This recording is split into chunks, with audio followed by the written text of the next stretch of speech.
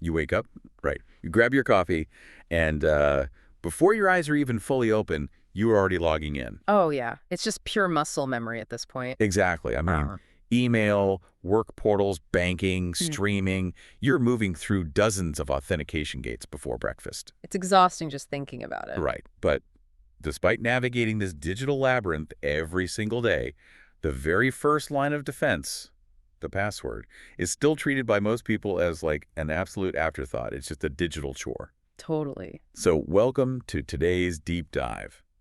Our mission today is to take you from that underlying persistent password fatigue to a state of absolute digital lockdown.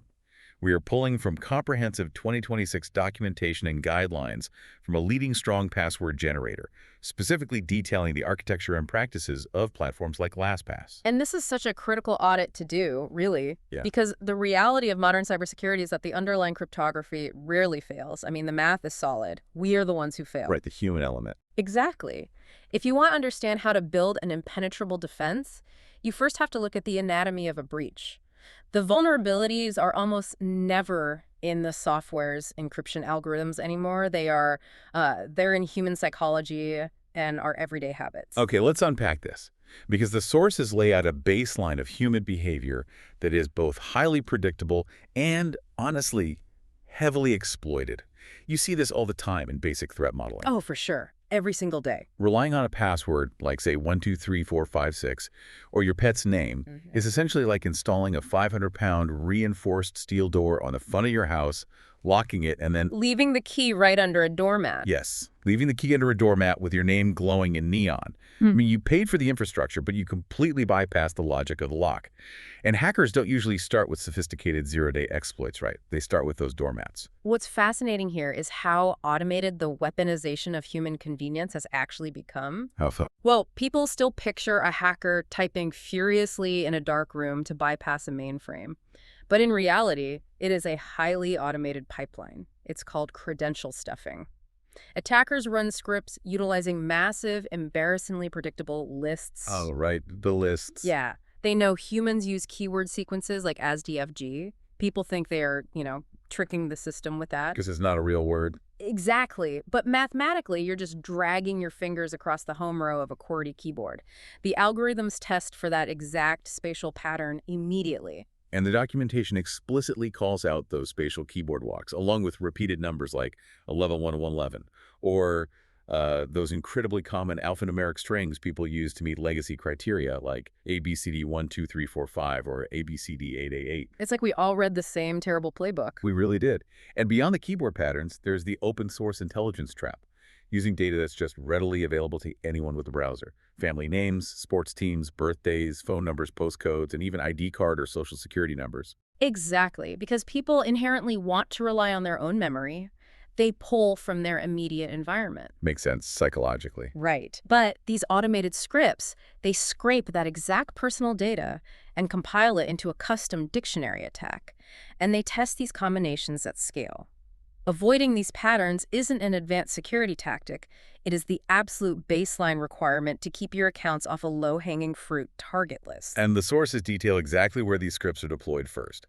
They go straight to the high-value social and communication hubs. The big ones. Yeah, Facebook, Instagram, Twitter, X, TikTok, YouTube, WhatsApp, Snapchat, Pinterest, Reddit, and LinkedIn. The logic is brutal, but, I mean, it's effective. Highly effective. If an attacker breaches your LinkedIn or your Twitter, they often gain the trust context they need to pivot. Right, the blast radius of a single compromised password is just enormous. It really is. Once they have that access, the downstream effects trigger instantly. We're talking about banking API manipulation where funds are routed out, or credit card fraud where fresh lines of credit are opened. And the bills just drop right on your doorstep. Exactly. Or corporate data theft where your compromised credentials provide a tunnel right into your employer's intranet. Plus, they hijack your communication channels to launch highly targeted phishing campaigns against your contacts, leveraging your trusted identity. Which means human convenience is the primary attack vector. So if we remove human convenience from the equation, what does a mathematically sound defense actually look like in 2026? Well, the documentation is very clear that the criteria fall into three distinct buckets: long, random, and unique. Okay, but I want to push on that first bucket a little bit. A lot of platforms historically trained us that an 8-character password with a symbol was perfectly secure. Now, the sources state that 16 characters is the new recommended standard. Why exactly is 16 the magic number? Is a massive password really necessary, or is it just security theater? It's definitely not theater. It's because of the exponential evolution in processing power, specifically with GPU clusters used by attackers. That 8-character password you mentioned, it's not just the floor. Just the absolute bare minimum. Right. It's the minimum to satisfy basic syntax rules, but modern hashing rigs can chew through an 8-character string's possible permutations in hours, sometimes minutes, depending on the complexity. Wow, minutes. Yeah, but cryptography relies on the math of combinations. Every single time you add a character, the total number of possible combinations grows exponentially, not linearly. So it's about pushing the math to a point where the energy and time required to guess the string just exceeds the value of the data being protected. Precisely. By the time you reach 16 characters, assuming it utilizes a full mix of uppercase, lowercase, numbers, and symbols, the entropy, or the measure of randomness, is so high that the time it would take a supercomputer to brute force, it stretches into centuries. Centuries. So basically it becomes statistically pointless to even attempt. Exactly. And for specialized environments, like generating API keys or database admin credentials, the tool outlined in the sources can scale from that 8-character floor all the way up to a staggering 2,048 maximum characters. Oh, wow, 2,048. That makes perfect sense for machine-to-machine authentication. The goal isn't complexity for the sake of complexity. It's structural resistance to automated attacks. Right. But this introduces the obvious friction point. If a 16-character, highly entropic string is the standard, the human brain cannot generate that. We are pattern-matching machines. We can't output true randomness. We have to use a generator. We absolutely do. But here's where it gets really interesting. Because if I'm using a free web-based tool on the internet to generate my secure 16-character password, the immediate concern for anyone who understands basic networking is data transmission. Wait, if a website generates my password, doesn't that mean the password is now on a server somewhere, essentially defeating the purpose? It is the exact right vulnerability to look for. Because Yeah. if a generator relies on a server-side process, intercepting that payload is trivial. Right. But the engineering standards for 2026 password generators completely eliminate that network hop.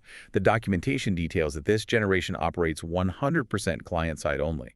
Okay, meaning it utilizes local JavaScript execution. The browser's engine handles the logic natively. Exactly. Zero internet connection is required. No API calls are made to generate the string. It utilizes the Web Crypto API built into modern browsers, specifically functions designed to generate cryptographically secure pseudo-random numbers. So it's pulling entropy from local hardware states, like your mouse movements or processor timing, to create the randomization. Spot on. Zero data is stored in cache or sent back to a server. You could load the generator page, physically sever your internet connection, generate the password, and it would execute perfectly in an air-gapped state. That local generation is crucial, especially considering this platform has securely processed over 10 million passwords using this method. Yeah, the scale is massive. But what really caught my eye in the source material is what happens immediately after the string is generated. Under the hood, the system runs the output through the ZXCVBN library. For those familiar with InfoSec, that's an industry-standard benchmark for evaluating password strength. But it doesn't just check for length and symbols, it checks for predictability. Yes, the mechanics of ZXCVBN are brilliant. Traditional strength meters just tick boxes, like do you have a capital letter, do you have a number? Right, the annoying little green bars. Exactly, but ZXCVBN calculates true entropy by aggressively checking the generated string against massive dictionaries of known breached passwords, common names, and pop culture references.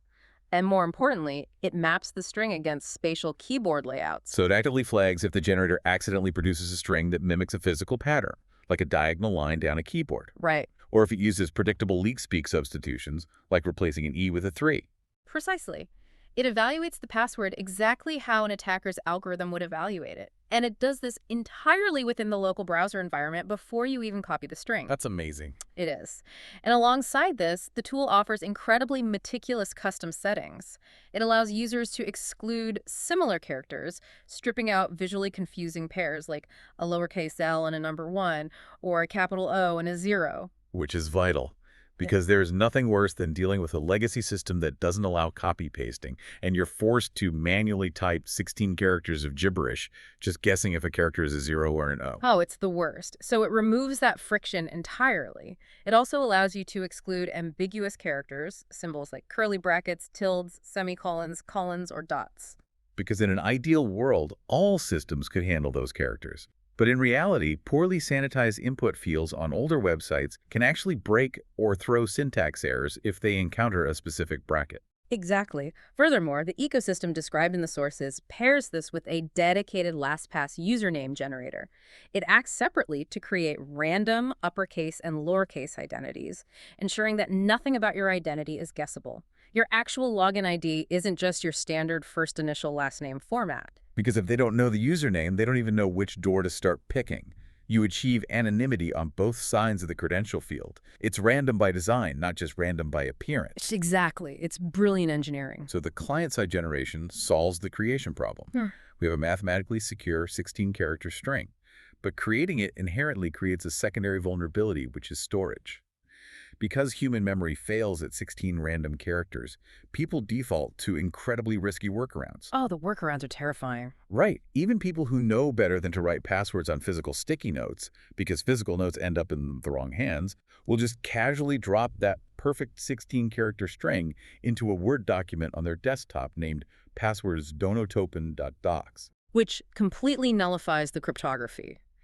If an attacker gains even localized, low-level access to a computer through a malicious email attachment or a compromised extension, one of the very first automated scripts they execute is a search directory function. They're just looking for exactly those files. Yeah, they look for strings like password, login, or credentials in text files or Excel spreadsheets. Storing high-entropy keys in unencrypted files is essentially doing the hacker's lateral movement for them. The sources also highlight network-level interceptions, cautioning against accessing high-value accounts on free Wi-Fi networks, like those at airports or McDonald's. Yeah, those connections are so easily intercepted, you have to use a VPN to mask your IP address. Absolutely. Yeah. But amidst all these technical storage traps, the documentation calls out an administrative backdoor that completely bypasses the password entirely.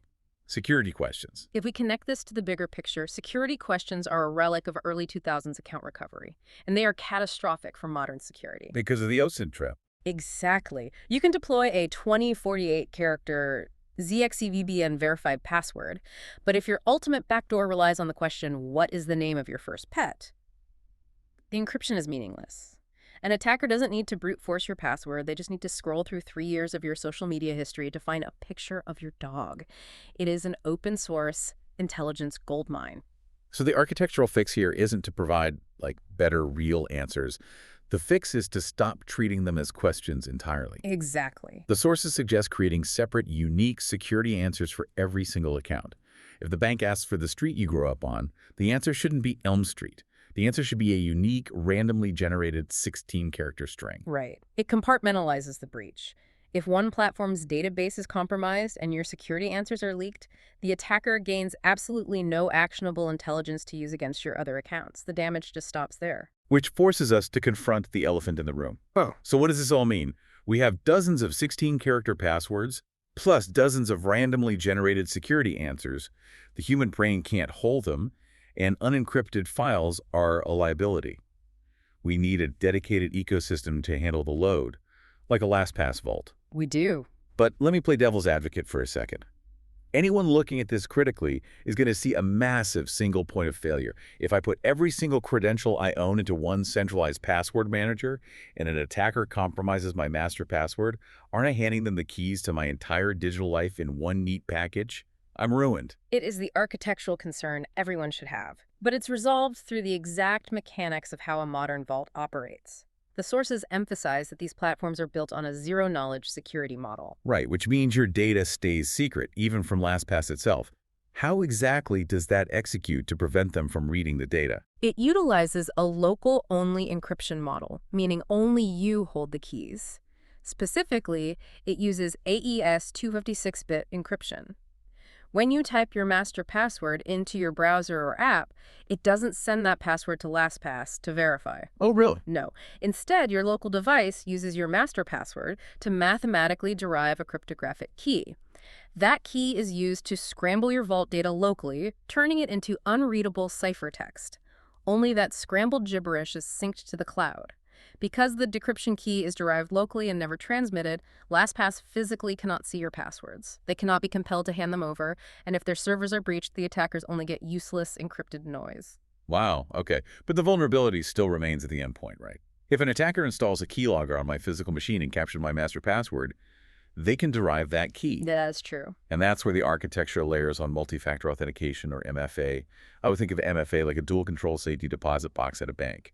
Having the key isn't enough. You also need the banker to physically turn their key at the exact same time. That's a perfect analogy. MFA is the architectural wall that stops endpoint compromise. Even if an attacker acquires your master password, when they attempt to authenticate from an unrecognized device, the system demands that secondary out-of-band verification. Like a prompt on your phone. Exactly. It requires a biometric fingerprint scan on your mobile device or a time-based one-time passcode generated by a local authenticator app. Without physical possession of your hardware, the compromised master password is functionally useless to the attacker. And once you deploy that zero-knowledge MFA secured vault, it transitions from being passive storage into an active security ecosystem. Yes, exactly. The documentation outlines features for different users that actively defend your identity. Dark web monitoring fires alerts the moment one of your credentials surfaces in a leak. It features encrypted device sync, making your data available everywhere. And at the business level, it completely eliminates employee password fatigue, allowing organizations to reduce their IT burden securely. This raises an important question for anyone evaluating their personal security posture. Are you relying on passive storage, like a built-in browser manager, or are you utilizing active defense? Right, because browser managers just hold things. Exactly. They simply store what you feed them. A dedicated, standalone password manager drastically outcompetes built-in browser managers because a dedicated security dashboard actively analyzes your vault. It actively hunts down legacy, weak, or reused passwords across your entire digital footprint and prompts you to rotate them. The upfront transition takes a little effort, but consider the compounding payoff over time. It really is a complete paradigm shift. To quickly recap the journey we've taken today, we started by upgrading from our own embarrassing human habits, moving away from predictable spatial keyboard walks and open-source intelligence traps. We embraced the math behind the 2026 standard, where a 16-character high-entropy string is the true defense against brute force automation. We explored the brilliance of client-side generation. Shout out to the ZXE VBN library for running localized entropy analysis. And finally, we detailed how letting a zero-knowledge encrypted vault do the heavy lifting mitigates the human memory flaw. It's the standard everyone needs to adopt. But, I want to leave you with a final thought sparked by a brief mention in the source material regarding AI. Oh, yeah. The documentation notes that AI tools have also made it easier than ever to generate passwords that are both strong and memorable in structure. It's a fascinating arms race. If adversarial AI is becoming exponentially better at cracking passwords and dictionary attacks, while defensive AI is simultaneously generating mathematically perfect, memorable credentials for us, are we rapidly approaching a threshold where the human concept of a password entirely disappears? Wow. Are we moving toward a future defined completely by silent, instantaneous, AI-to-AI cryptographic handshakes verifying our identity in the background? It's wild to think about. An AI challenging an AI, completely bypassing the human element of the lock. But until that architecture becomes the universal standard, we still have to manage our own doors. Take 5 minutes today. Go audit your high-value accounts. Replace those legacy passwords using a client-side generator, lock them in a zero-knowledge vault, and turn on MFA. Improving your online security is a habit, not a one-time event. Don't be the house with the reinforced steel door that leaves the key under a neon doormat. Lock it down. Thanks for diving deep with us, and we'll see you next time.